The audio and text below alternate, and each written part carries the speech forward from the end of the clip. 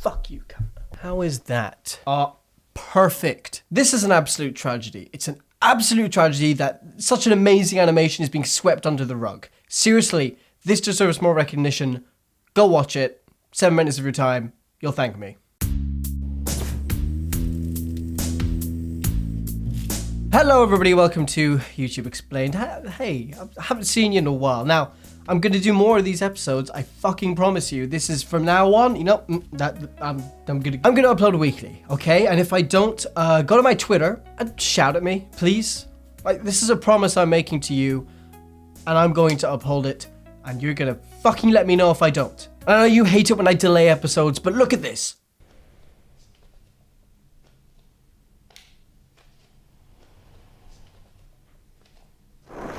That's a music video I wrote and directed for a band named Tenek. They're really cool, their EP just came out, and yeah, that's what I do outside of YouTube, so please support me because it makes me feel good, and it's really fucking cool. Go watch it. Okay, I'm done, I promise. Pony and Boy. So, Pony and Boy was created by Alex and Walter, the comedy duo of Thunder Humor. You might know them from their animation Minecraft Misadventures or just any of their other brilliant content. So this video is one of 8 in the Rupert Grimsby series. He's the narrator of all of the videos. He exists in some sort of strange realm where he can manipulate reality, space and time doesn't really apply, and he tells stories that are seemingly random, but also just quite funny. But this one isn't as comical. Pony and Boy is comedic. Definitely, it's Thunder Humor, for fuck's sake, but it seems to be, it has a whole different tone. It has story structure, it has plot, it leads to somewhere. And the world in which it's set in is a real world, very similar to ours. Now, of course, there are, you know, magical things at work behind the scenes. I mean, we see that from the get-go, but the world in which these things are happening, it's gritty. I mean, a boy is beaten up by a random mountain climber for no reason. That's life for you. Unlike past episodes, this world seems to be real and gritty, whereas the other episodes are set in a more fantastical world. It features pancake people and space creatures. So to quickly recap the story, because I mean that's the most boring bit, what we want to talk about is what actually happens in the video. The symbolism, I mean. So the story goes like this. There's a magical pony that's given to a boy. This pony inherits its powers from a meteorite that hits it at the beginning of the video. But atop Mount Grimsmore, there is an evil dark force that lies inside of a cave, and it lures the pony to sacrifice the boy. Once inside the cave, the boy is saved by a creature made of light. That's pretty much it. This is an origin story, plain and simple, of Rupert Grimsby, the narrator of the entire series. And I'm going to explain why. First off, let's talk about the pony. So the pony inherits powers at the beginning of the episode, turning it from a regular pony to an irregular pony. I believe this has nothing to do with the power and the evil that lies within Mount Grimsmore. This is the opposite of that. This is good versus evil, love versus hatred, me versus the world. The evil in the mountain is void of light, it's dark, it's dingy, it's in the ground. The meteorite came from the fucking heavens and has quite a few angelic qualities to it. I mean, you got the ponies, you know, the angel ponies floating around him when he's using his powers, and he sings that angelic hymn. Yeah, it's very influenced by the heavens, by holy, you know, light. Complete opposites here. We got good and bad, YouTube versus YouTubers. Make all the comparisons you want. So to back this up a little bit, the mountain is luring the pony, or the evil within the mountain, I should say, is luring the pony and the boy in order to sacrifice the boy because it feeds on love. It feeds on the bond between them. Now, this would have been pretty easy to do if it was a regular pony, a dumb animal.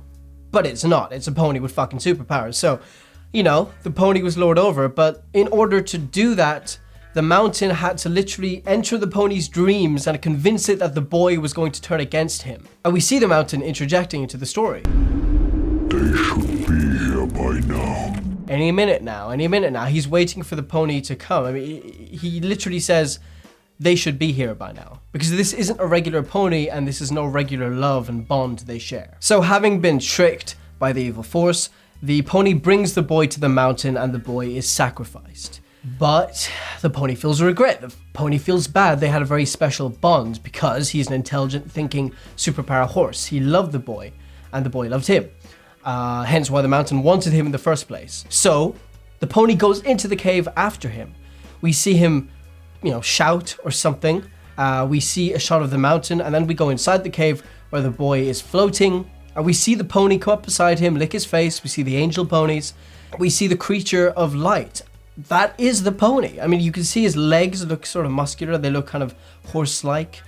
We see just before he enters the cave, he transforms a little bit, showing that he can, shift his features, shift his appearance. So I don't see any reason not to assume that the creature made up of pure white light within the cave was not the pony. That was in fact the pony, and he saves him. He turns into this force, the force that was given to him by the meteorite at the beginning of the video. Now back to the boy. Now the boy just looks very similar to Rupert, the narrator, in all the other videos. He's the same, facial structure. But that's not enough. I mean, how do we link this boy to Rupert from the past videos? Well, I'm glad you asked.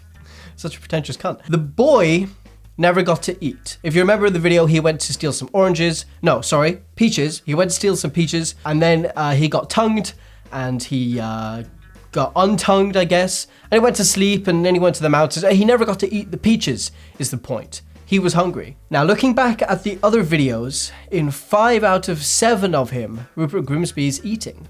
He's always eating something.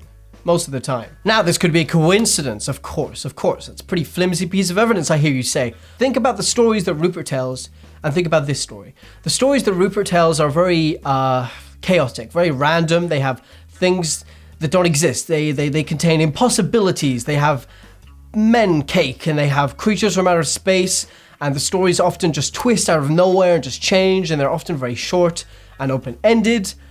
Sort of like the stories a child would tell you. Go back, watch those videos, and imagine a 7-year-old is telling them to you.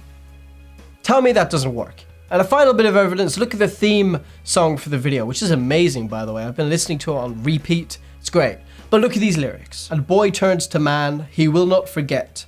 He will not forgive, he will come again. I believe that the pony, using the force of love that was given to him by the meteorite, saved the boy, and in order to save the boy from evil, he transported him into another realm, a realm where he could manipulate time and space, and he could exist forever, a sort of limbo, if you will. Not the best existence, but he saved him from being devoured by the evil creature, the evil force. The previous videos of Rupert Grimsby, those are the videos where he, driven insane by limbo, creates these stories out of thin air and manipulates them. And, maybe for his own enjoyment, maybe for his own sanity, maybe just to keep himself occupied. And there are even clues in the past episodes, you could say. I mean, in the first episode, he says that death is a wish.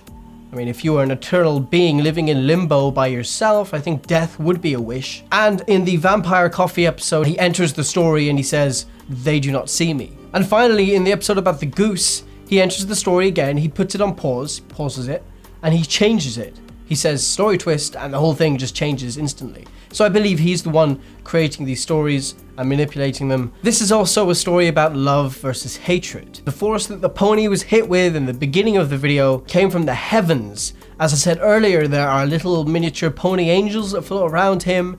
He hymns these sort of angelic tones, lots of angelic qualities.